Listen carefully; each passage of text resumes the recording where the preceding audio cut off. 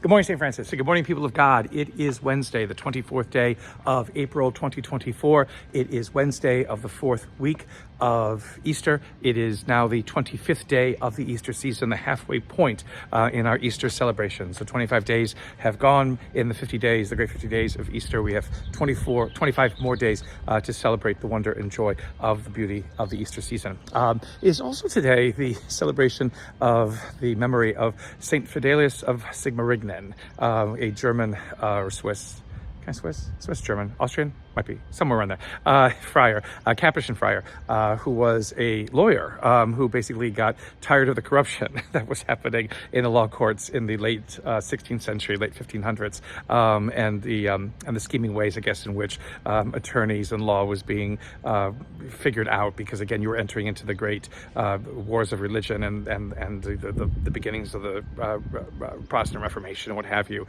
and so he leaves all of that, becomes a Capuchin Franciscan, and at the very beginning of the Capuchin movement, and then becomes a person who becomes an advocate, for the poor and for the downtrodden, for those who basically were sometimes abused by courts and by civil proceedings and things like that. So we remember him also on this day, a good Franciscan who was helping others. But our readings for today on this Wednesday of the fourth week of Easter. I hope I didn't say Lent before. I think it's the fourth week of Easter. I get this all mixed up. Anyway, so readings for the fourth week of Easter on this Wednesday. Acts of the Apostles. Again, we continue with this fantastic travelogue that Saul and Barnabas are undertaking. Again, Saul is still known as Saul at this time. He will become Paul a little bit later on, but so far he is Saul. And after going to Antioch and preaching the word of God there, they return to Jerusalem, and they are greeted with triumph and joy at having accomplished what they accomplished in Antioch, and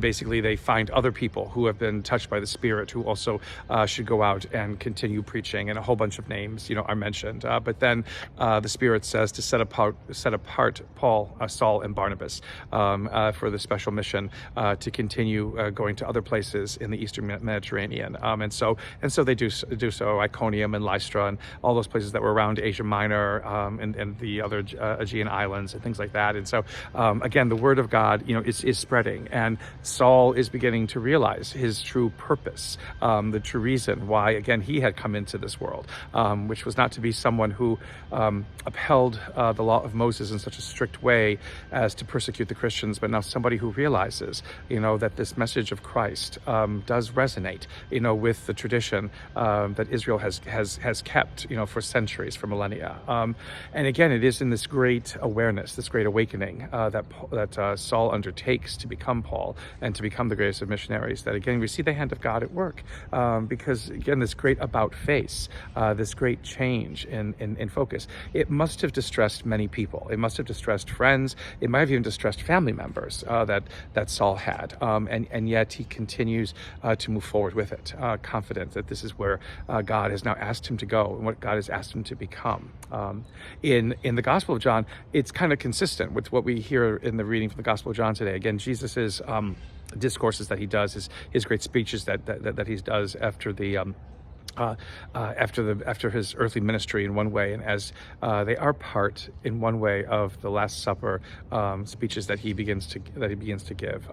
This one again talking about why he was sent again, and he is sent not on his own, but that he is sent from the Father, and the Father tells him what it is that he should say and what it is that he should do. So again, the support, again, the affirmation of God in all of Jesus's ministry, he affirms. The big thing that he says is that he has come as light, into this world, to free everyone from darkness. And again, it happens, but one has to believe that it has happened for it to become effective. And that is, again, where the crux around which all of this turns. All kinds of things can be said by Jesus about who he is and what he has done and what is happening. But if it is not believed, then the movement to truly embrace and can experience it is delayed, or it's hampered, or what have you. And so he says, basically, he comes to bring light, into this world, to open up, again, what has been hidden, what is clouded or obscured by darkness. And he comes, again, not to judge, again, he comes to save. Again, this great